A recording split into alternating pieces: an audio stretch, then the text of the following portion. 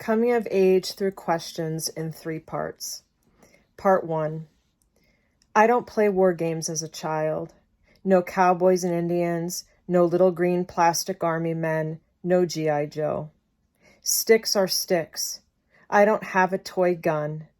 John Wayne, Chuck Norris, and Jackie Chan are men on TV commercials. They star in movies no one takes me to see. I watch Mr. Rogers, love the Smurfs, never miss Saturday morning cartoons.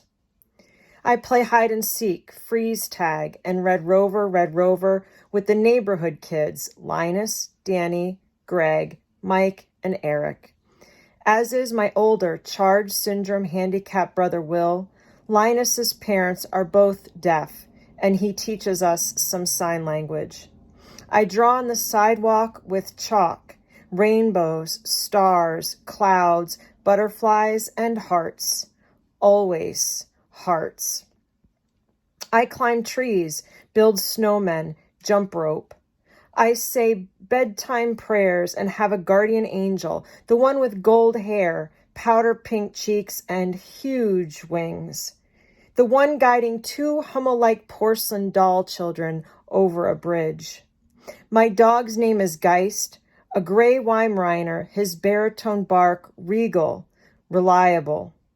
He is my first and only best friend. I cry when he dies, and my father comes home with a backhoe to put him in the ground along his favorite tree line at the backyard, where cottontails burrow in the spring. Part 2. I ride my banana seat bike in circles on the flattest part of the same gravel driveway I race a big wheel up and down just years before. I wear a plaid print Catholic school uniform, itchy green cable knit wool tights, brown stiff penny loafers. I carry a strawberry shortcake plastic lunchbox. It has in it a sandwich cut on the diagonal, raisins, string cheese, and a fruit punch Capri Sun pouch. A big yellow bus, number 119, takes me to school. I sit in the seat right behind the bus driver. We talk through his overhead mirror every morning and afternoon. His name is Jim. He has a gray curly beard and a gold tooth. He plays the steel guitar in a locally famous dive bar band. His wife's name is Anita.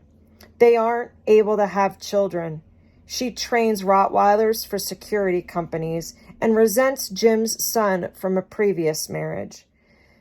Over the course of 6 years or so, Jim gives me 2 books, one about healing hands of light and the other called Conversations with God. There are no enemies. I don't know of any terrorist organizations. No one in my childhood is accused of or tried for war crimes. My friends and I are not looking for weapons of mass destructions or roadside bombs. Part 3. How does a child like me get strapped into a helicopter cockpit responding to troops in contact and requesting clearance of fires? My knee board, full of grid coordinates, call signs, and 9 lines.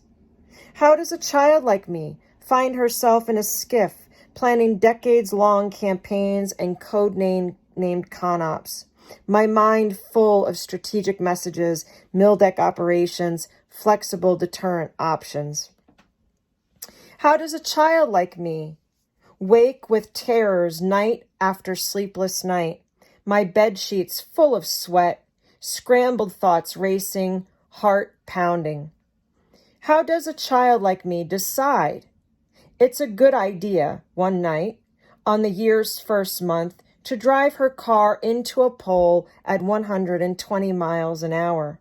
My life as I know it, full of everything built on hard work and disciplined service, ending right then and there.